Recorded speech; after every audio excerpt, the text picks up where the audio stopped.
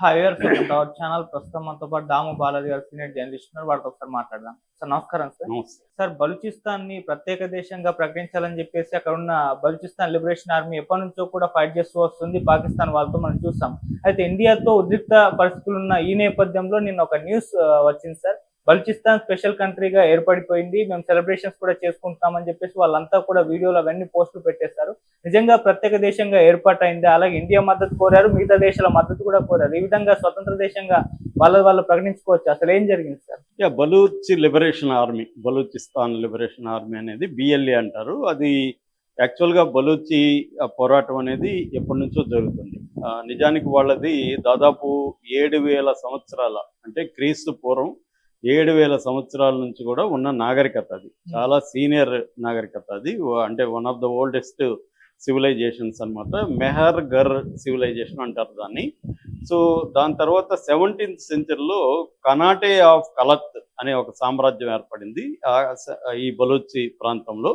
అప్పటి నుంచి వాళ్ళు స్వతంత్ర సామ్రాజ్యం లాగా ఉనింది. 1947 మనకి స్వాతంత్రం వచ్చి పాకిస్తాన్గా విడిపోయినప్పుడు జిన్నా దీన్ని కూడా కలిపేయాలనుకున్నాడు. సో అప్పుడు ఖాన్ ఆఫ్ కలత్ అని ఒక అక్కడ రాజు పరిపాలిస్తున్నాడు. సో వాళ్ళు చేరాలనుకోవట్లేదు దీంట్లోకి, కానీ బలవంతంగా ఫోర్స్ఫుల్గా వాళ్ళని పాకిస్తాన్లో కలిపేశారు. మొత్తం పాకిస్తాన్ ఇవాళ ఉన్న మొత్తం పాకిస్తాన్లో దాదాపు 46% భూభాగం ఈ బలూచిస్తాన్లో ఉంటుంది. అంటే ఇంకొక 4% కలుపుకుంటే దాదాపు 50% బలూచిస్తాన్లోనే, పాకిస్తాన్ మొత్తంలో బలూచిస్తాన్ ఉంటుంది. కానీ అక్కడ వనరులు కూడా చాలా ఎక్కువ ఉన్నాయి. గ్యాస్ కానీ, ఆయిల్ కానీ, గ్వదర్ పోర్ట్ అని పోర్ట్ ఉంది అక్కడ. సో వనరులన్నీ వీళ్ళు కొల్లగొట్టుకుపోయి పాకిస్తాన్లో మొత్తం పాపులేషన్లో అక్కడ పాపులేషన్ తక్కువ, మళ్ళీ బలూచిస్తాన్లో ఏరియా ఎక్కువ, పాపులేషన్ తక్కువ. ఏరియా 46% ఉంటే పాపులేషన్ 5% ఉంటుంది. మొత్తం పావర్టీ తీసుకుంటే 71% పావర్టీ బలూచ్లో ఉంటుంది అన్నమాట. ఎందుకంటే వాళ్ళ పాకిస్తాన్లో ప్రధానంగా పంజాబ్, సింధు ఈ రెండు ప్రావిన్సులకు సంబంధించిన వాళ్ళే పరిపాలనలో కావచ్చు, ఆర్థికంగా వ్యాపారాల్లో కావచ్చు, అన్నిట్లో వీళ్ళే డామినెంట్గా ఉంటారు. సో బలూచ్ ప్రజలకి ఆర్థిక వ్యవస్థలో స్థానం లేదు, పొలిటికల్గా రిప్రజెంటేషన్లు కూడా వాళ్ళకి లేదు. అందువల్ల ఎప్పటి నుంచో వాళ్ళు పోరాటం చేస్తున్నారు. 50s నుంచి దప్పదప్పాలుగా పోరాటం జరుగుతుంది. ఈ బలూచ్ పోరాటం అనేది ప్రధానంగా 2 రకాలుగా జరుగుతుంది. ఒకటేమో లీగల్ పోరాటం. ఈ లీగల్ పోరాటం చేసే సంస్థ పేరు బీవైసీ అంటారు. బీవైసీ అంటే బలూచ్ ఎగ్జిట్ కమిటీ. ఈ బలూచ్ ఎగ్జిట్ కమిటీ డాక్టర్ మహారంజ్ బలూచ్ అని ఇప్పుడు దాన్ని లీడ్ చేస్తున్నాడు. ఆయన ఆధ్వర్యంలో వాళ్ళు లీగల్ పోరాటాలు చేస్తున్నారు. అయితే లీగల్ పోరాటాలను అణచివేయడానికి పాకిస్తాన్ ఏం చేసిందంటే కిల్ అండ్ డంప్ అనే ఒక పాలసీని తీసుకొచ్చింది. కిల్ అండ్ డంప్ అంటే అర్థం చంపేసి డంప్ చేసేయడం, వాళ్ళని శవాలు కూడా ఇండ్లకు పంపేయడం. అంటే మిస్సింగ్ కేసు దాదాపు 6,000 మంది బలూచి పౌరుల్ని మిస్సింగ్ లేకి పంపించేసింది పాకిస్తాన్. అంటే చంపి కిల్ చేసి ఎక్కడో డంప్ చేసి పడేయడం. అలా చేయడంతో ఏమైందంటే అక్కడ సాయుధ తిరుగుబాటు అనేది మొదలైంది. ఆ సాయుధ తిరుగుబాటు రూపమే బలూచ్ లిబరేషన్ ఆర్మీ. ఇట్లాంటివి కొన్ని వేరేవి కూడా ఉన్నాయి, కానీ ఇది ప్రధానమైంది. బలూచ్ లిబరేషన్ ఆర్మీ అనేది ప్రధానమైంది. ఈ మధ్య కాలంలో వాళ్ళు చాలా ఎవాల్వ్ అయ్యారు. ఎందుకంటే వీళ్ళకి ఒకవైపు ఆఫ్ఘనిస్తాన్ హెల్ప్ చేస్తుంది. ఎందుకంటే 2021లో అమెరికా ఆఫ్ఘనిస్తాన్ నుంచి వెళ్ళిపోయినాక అక్కడ తాలిబాన్ ప్రభుత్వం ఏర్పడింది. తాలిబాన్ ప్రభుత్వానికి పాకిస్తాన్కి మధ్య సత్సంబంధాలు లేవు. ఎందుకంటే ఇంకొక టీటీపీ అని ఇంకొక సంస్థ ఉంది, అది కూడా ఆర్మ్డ్ రెబలియన్ సంస్థ, తెహ్రిక్ ఈ తాలిబాన్ పాకిస్తాన్, టీటీపీ అంటే అది కూడా పోరాడుతుంది. అంటే ఈ 2 రకాల ఉద్యమాలు పాకిస్తాన్ ప్రభుత్వాన్ని చాలా కాలం నుంచి ఇబ్బందులు పెడుతున్నాయి. ముఖ్యంగా బలూచ్ లిబరేషన్ ఆర్మీ బిఎల్ఏ అనేది ఏంటంటే చాలా టెక్నికల్గా అడ్వాన్స్ అయింది. బిగినింగ్లో వాళ్ళు రూరల్ ఏరియాల నుంచి దాంట్లో చేరేవాళ్ళు. ఈ మధ్య కాలంలో మిడిల్ క్లాస్ నుంచి చదువుకున్న వాళ్ళు కూడా దాంట్లోకి వెళ్తున్నారు. దానివల్ల వాళ్ళు ఆర్గనైజ్డ్గా ఎట్లా అటాక్ చేయాలి, ట్రైనింగ్స్ అవన్నీ. పాకిస్తాన్ ఎప్పటి నుంచి ఏమని ఆరోపిస్తుందంటే ఇండియాది ఈ బిఎల్ఏ వెనక ఉంది, ఇండియానే వాళ్ళకి ట్రైనింగ్ ఇస్తుంది, గాయపడిన వాళ్ళని ఇండియాలోకి తీసుకెళ్ళి వైద్యం అందిస్తుంది, వాళ్ళకి ఆయుధాలు, ఇన్ఫ్రాస్ట్రక్చరు సంబంధించిన ఇతర లాజిస్టిక్స్ ఇవన్నీ కూడా ఇండియానే ప్రొవైడ్ చేస్తుంది అనేది ఎప్పటి నుంచో. మనమైతే ఎలాగైతే మన దేశంలో టెర్రరిజానికి పాకిస్తాన్ కారణం అనుకుంటున్నామో, అలాగే వాళ్ళు కూడా పాకిస్తాన్లో టెర్రరిజానికి ఇండియా కారణం అనేది వాళ్ళు ఆరోపిస్తున్నారు ఎప్పటి నుంచో.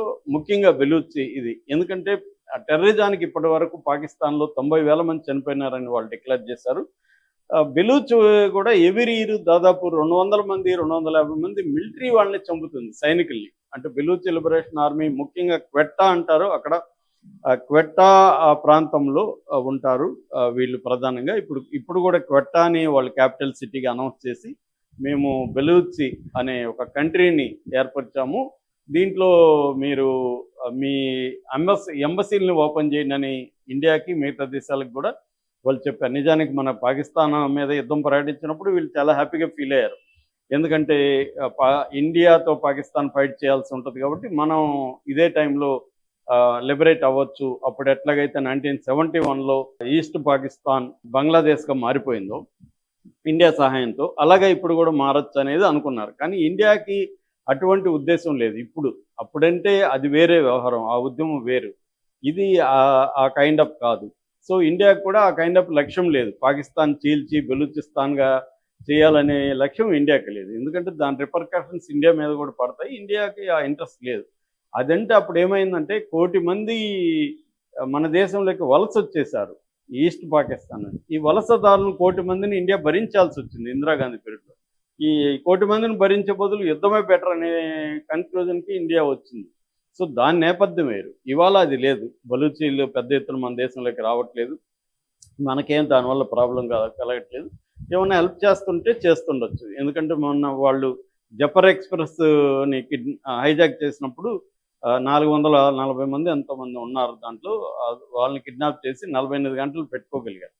కానీ లిబరేషను కంట్రీ అనేదంతా కూడా అది దాన్ని ఏమంటారు, తొందరపడి వాళ్ళు అనౌన్స్ చేసినట్టు కనబడుతుంది. కానీ పాకిస్తాన్ మిలిటరీ క్యాపబిలిటీస్ నేను ఆల్రెడీ 2-3 వీడియోల్లో చెప్పాను. పాకిస్తాన్ని తక్కువ అంచనా వేయకూడదు, పాకిస్తాన్ మిలిటరీ క్యాపబిలిటీస్ చాలా అడ్వాన్స్డ్గా ఉన్నాయి గతంతో పోలిస్తే. సో లాస్ట్ ఇయర్కి ఇప్పటికీ బడ్జెట్లోనే 13 నుంచి 14% బడ్జెట్ కూడా పెరిగింది. పాకిస్తాన్ మిలిటరీ చాలా స్ట్రాంగ్గా ఉంది, మన దేశంతో పోలిస్తే వీక్గా ఉండొచ్చు, కానీ చాలా విషయాల్లో పాకిస్తాన్ మిలిటరీ చాలా స్ట్రాంగ్గా ఉంది. సో కాబట్టి పాకిస్తాన్ మిలిటరీని ఎదుర్కొని వీళ్ళు సపరేట్ కంట్రీగా ప్రకటించడం సాధ్యం కాదు. రెండవది, ఆ గదర్ పోర్ట్ అనేది సిపెక్లో భాగం. సిపెక్ అంటే అర్థం ఏమిటి, China Pakistan economic zone. China ఏం చేస్తుందంటే బెల్ట్ అండ్ రోడ్ ఇనిషియేటివ్ అంటారనమాట. దాదాపు 150 దేశాల్లో ఇన్ఫ్రాస్ట్రక్చర్ ప్రాజెక్ట్స్ కావచ్చు, పవర్ ప్రాజెక్ట్స్ కావచ్చు, ఇవన్నీ నిర్మిస్తుంది. రోడ్స్, నేషనల్ హైవేస్ ఇవన్నీ చైనా నిర్మిస్తుంది, అందులో పాకిస్తాన్ ఒకటి. చైనా దాదాపు $70 బిలియన్ ఇన్వెస్ట్ చేసింది పాకిస్తాన్లో, దాంతోపాటు ఒక $30 బిలియన్ అని పాకిస్తాన్కి అప్పిచ్చింది చైనా. అంటే దాదాపు $100 బిలియన్ పాకిస్తాన్లో ఖర్చు పెట్టిన చైనా బెలూచిస్తాన్ లిబరేషన్ అయిపోతే ఊరిక ఉండదు. ఎందుకంటే గదర్ పోర్ట్ కూడా ఈ ఏరియాలోనే ఉంది, అక్కడ నేషనల్ హైవే కూడా నిర్మిస్తుంది. కాబట్టి చైనా ఖచ్చితంగా పాకిస్తాన్ ప్రభుత్వానికి హెల్ప్ చేస్తుంది, వీళ్ళ ఉద్యమాన్ని అణచేస్తారు. కాబట్టి వీళ్ళేదో కంట్రీగా ఫామ్ అవుతే ఆయన మనం ప్రకటించుకున్నంత మాత్రాన అవ్వదు. రెండవది ఏంటంటే, ఈ బిఎల్ఏ అని అమెరికాతో సహా అనేక దేశాలు టెర్రరిస్ట్ ఆర్గనైజేషన్గా డిక్లేర్ చేశాయి ఆల్రెడీ. కాబట్టి వీళ్ళకి ఎటువంటి ప్రపంచ మద్దతు కూడా దొరకదనమాట. ఏ దేశం కూడా వీళ్ళని గుర్తించే పరిస్థితి ఉండదు, ఇండియాతో సహా. ఇండియా కూడా వీళ్ళని గుర్తించదు, ఎంబసీ ఓపెన్ చేయదు. కాబట్టి మనమేదో మన మీడియా అత్యుత్సాహంతో పాకిస్తాన్ విడిపోతుంది, బలూచి ఇది చేస్తుంది. బలూచి ఉద్యమం ఎప్పటి నుంచో జరుగుతుంది. ఇప్పుడు యుద్ధం వచ్చిన తర్వాతే మన వాళ్ళకి తెలిసింది, చాలామందికి బలూచి ఉద్యమం జరుగుతుందని. మనకెందుకంటే పాకిస్తాన్కి ఏం నష్టం జరిగినా మన మీడియాకి, మన ప్రజలకి ఆనందం కలిగే పరిస్థితిలో ఇవాళ ఉన్నాం. ఎందుకంటే మన మీద వాళ్ళు యుద్ధం చేస్తున్నారు కాబట్టి వాళ్ళకి నష్టం జరగాలని కోరుకోవడం సహజమైన విషయం. ఆ యాంగిల్లో మనం చూస్తున్నాం తప్ప, వాస్తవికంగా ఆబ్జెక్టివ్గా అనలైజ్ చేసుకున్నప్పుడు బలూచి లిబరేషన్ ఆర్మీ పోరాటం అనేది ఒక గెరిల్లా వార్ పోరాట స్థాయిలోనే ఉంది. ఇప్పుడు కూడా వాళ్ళు గెరిల్లా వార్ పోరాటాన్ని వాళ్ళు కంటిన్యూ చేస్తున్నారు, కానీ కన్వెన్షనల్ వార్ చేసే పరిస్థితిలో లేదు. ఇప్పుడు మనకి ఈస్ట్ పాకిస్తాన్ 1971లో ముక్తి బాహిని పేరుతో వాళ్ళది అప్పటికే 2 లక్షల సైన్యం ఉంది. ఇది అంత లేదు. వీళ్ళ పాపులేషన్ చెప్పాను కదా, మొత్తం పాపులేషన్లో వీళ్ళు 5%. అందులో అందరూ కూడా బలూచి దీంట్లో సైన్యంలో చేరే పరిస్థితి లేదు. ఎందుకంటే లీగల్ పోరాటం కూడా ఇప్పటికి చాలామంది చేస్తున్నారు. కాబట్టి ఇది ఒక మైనర్ పోరాటం తప్ప మేజర్ పోరాటంగా పరిణమించే పరిస్థితి ఇప్పటికిప్పుడు లేదు. పాకిస్తాన్ ఖచ్చితంగా అణచివేసే అవకాశం ఉంది. వాళ్ళకి సపోర్ట్గా చైనా ఉంది, అమెరికా ఉంది. ఎందుకంటే అమెరికా కూడా దాన్ని టెర్రరిస్ట్ ఆర్గనైజేషన్గా క్రియేట్ చేసింది. కాబట్టి మనం అనుకున్నంత మనం ఆనందపడుతున్నంతగా అక్కడేమీ నష్టం జరగదు.